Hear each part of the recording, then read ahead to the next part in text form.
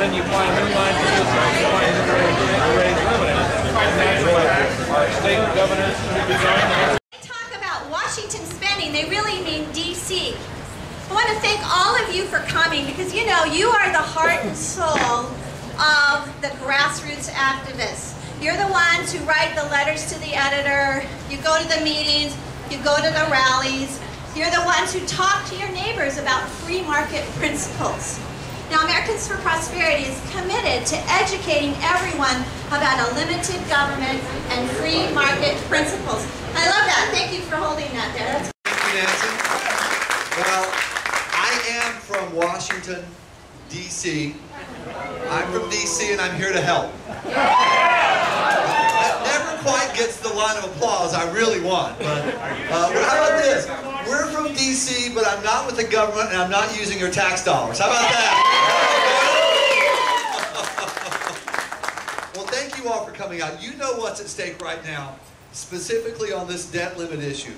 I don't know about you, but this summer, when I watched and we were all involved together in the debt limit battle, it was frustrating, the result. Would you agree with that? It was frustrating. It was.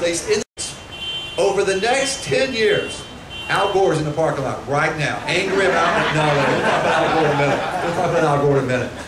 But over the next 10 years, at current rates, the government is going to spend $47.5 trillion.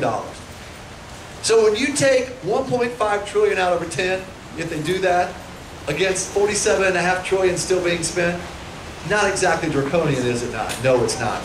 So the committee is going to report on November 23rd, and then on December 23rd, both chambers of Congress have to vote on their proposal. Now, here's the important part. Under the rules that were passed, the Senate cannot filibuster the legislation that's put forward, or the proposal that's put forward, and the House cannot use the Republican majority in parliamentary means to avoid a vote. So whatever they put forward by the 23rd of November, it gets a vote. And that's dangerous. That is dangerous, my friends. And so we've got a big job ahead of us at a crucial, crucial time. So we decided, Americans for Prosperity, to launch a Cut Spending Now effort. We're launching it right here in Washington State. We were in Shelton, Washington this morning. Thank you, committee. And we wanted her to know, look, people are watching what you do. Groups are out there, folks are out there. We want to make sure that three things are done or do not happen, or there are three key things in this debt limit deal. Number one, genuine, specific, deep spending cuts of over $3 trillion. At least. Now, that doesn't sound like much, I know, $3 trillion when it's talking about 47.5. But let's, at a minimum, get at least $3 trillion in cuts. Number two, let's make sure that there are zero tax increases in this debt limit deal. We don't need higher taxes to give these Washington politicians to simply spend. And the third element is genuine budgetary reform. Because until we get long-term budgetary reform, we're never really going to fix this. We're simply going to fight this battle every year. There's already a shutdown for this coming year's fiscal budget, right? You've seen that.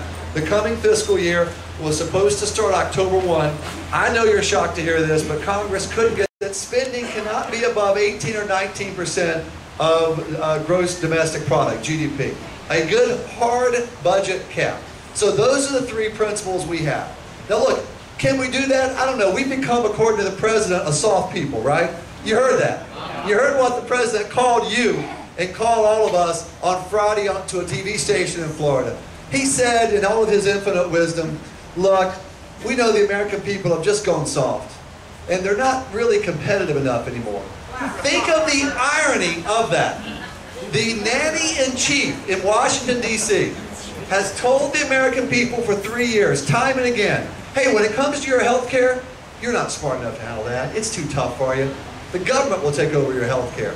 When it comes to job creation, why, you're not capable Americans of creating jobs anymore. That's not what you do really well. The government, though, we can create jobs. We'll invest your money in cool companies like Sorinda. I can't even say it, I'm a Southerner. But we'll put your